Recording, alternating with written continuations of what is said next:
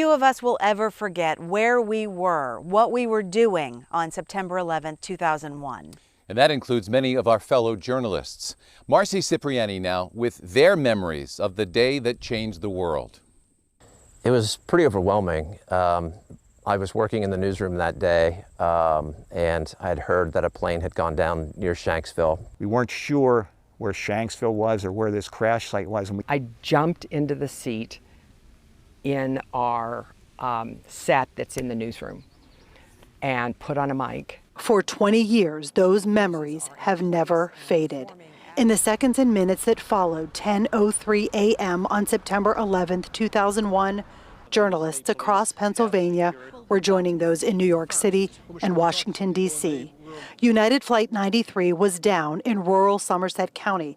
It was the fourth airliner to crash in 77 minutes. I'm reaching and I'm pulling my camera out and I'm thinking, this story is bigger than I'm capable of covering. WTAE photojournalist Terry Connell and I were working together that day.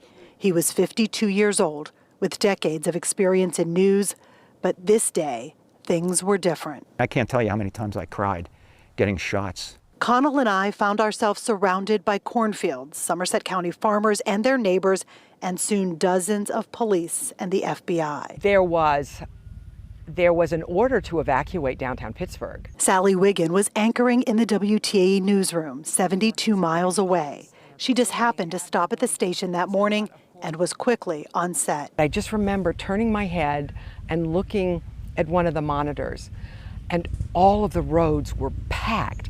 It was like everybody all at once jumped in their car as if planes were going to start raining from the sky. On set, Sally was calm, but she says she was horrified and afraid. I think if I had had more information, it would have been more upsetting. The images we were capturing on the ground were the first Sally and many others would see. Thought to myself, that's where my dad grew up. Tim Lambert was working for WITF in Harrisburg, 125 miles away, but he soon realized he was much closer. After a very long day, like every other journalist in America, I returned home on September 12th about 1:30 in the morning, and I had an answering machine message from my dad.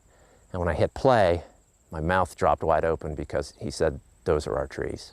Lambert's family owned the land that would become the final resting spot of the 40 innocent passengers and crew aboard Flight 93. According to State Police Captain Frank Monaco, they believe the plane was traveling southwest when This spot, marked 20 years ago by a large hole, burned hemlock trees, and mostly disintegrated pieces of the airliner that experts say hit the ground at more than 500 miles per hour.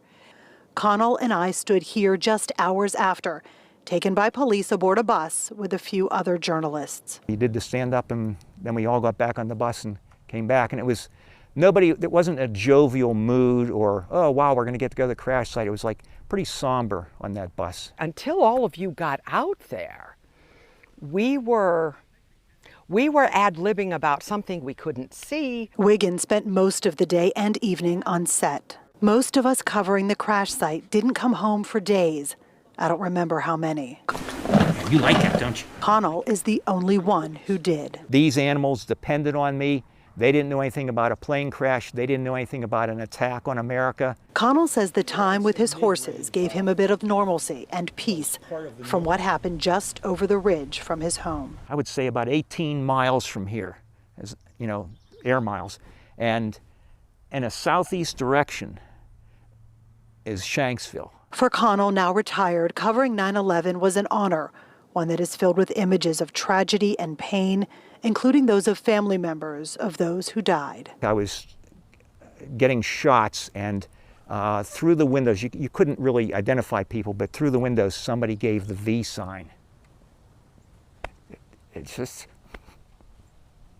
It was pretty emotional seeing that. For Wiggin, that day was about reassuring people who were relying on her for information. You were hoping that you calmed them and made them think that they were going to be okay.